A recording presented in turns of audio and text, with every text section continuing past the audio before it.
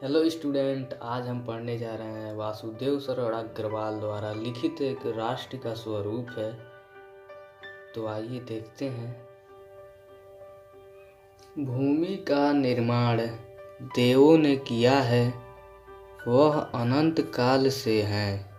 उसके भौतिक रूप, सौंदर्य और समृद्धि के प्रति सचेत होना हमारा आवश्यक कर्तव्य है।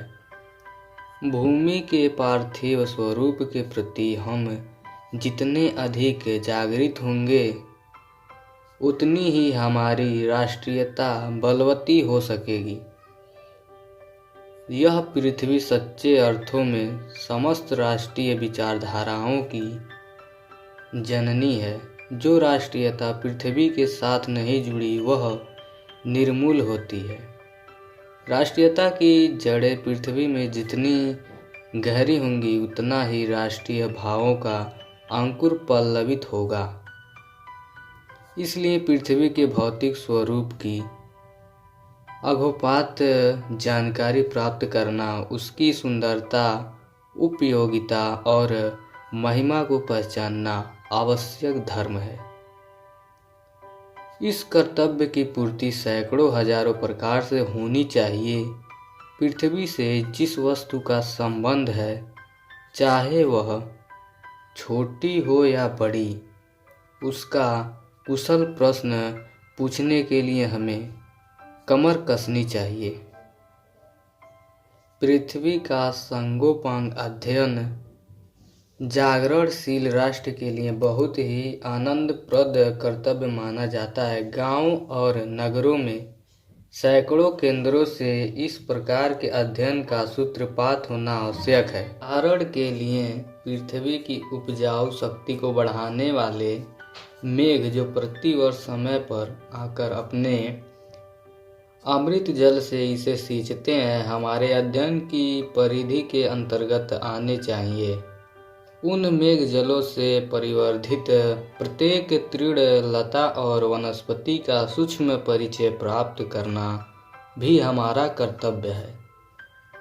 इस प्रकार जब चारों ओर से हमारे ज्ञान के कपाट खुलेंगे, तब सैकड़ों वर्षों से शून्य और अंधकार से भरे हुए जीवन के क्षेत्र में नया उजाला दिखाई देगा।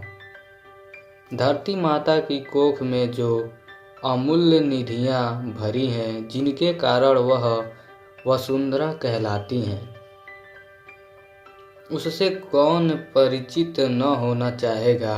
लाखों करोड़ों वर्षों से अनेक प्रकार की धातुओं को पृथ्वी के गर्भ से पोषण मिला है। दिन रात बहने वाली नदियों ने पहाड़ों को पीस पीस कर अगणित प्रकार की मिट्टियों से पृथ्वी की देह को सजाया है। हमारे भावी आर्थिक अभ्युदय के लिए इन सब की जांच पड़ताल अत्यंत आवश्यक है। पृथ्वी की गोद में जन्म लेने वाले जड़ पत्थर कुशल शिल्पियों से संवारे जाने पर अत्यंत सौंदर्य के प्रतीक बन जाए। नाना भांति के अनगढ़ नग विधय की नदियों के प्रवाह में सूर्य की धूप से चिलकते रहते हैं।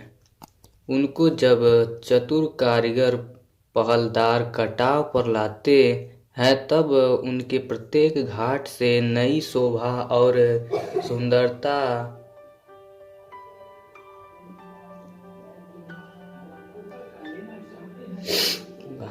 कौन है?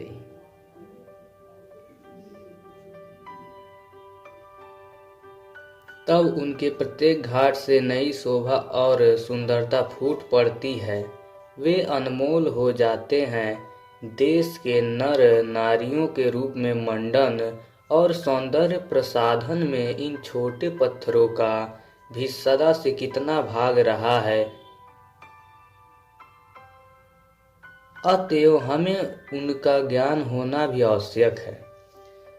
पृथ्वी और आकाश के अंतराल में जो कुछ सामग्री भरी है, पृथ्वी के चारों ओर फैले हुए गंभीर सागर में जो जलचर एवं रत्नों की राशियां हैं, उन सब के प्रति चेतना और स्वागत के नए भाव राष्ट्र में फैलने चाहिए।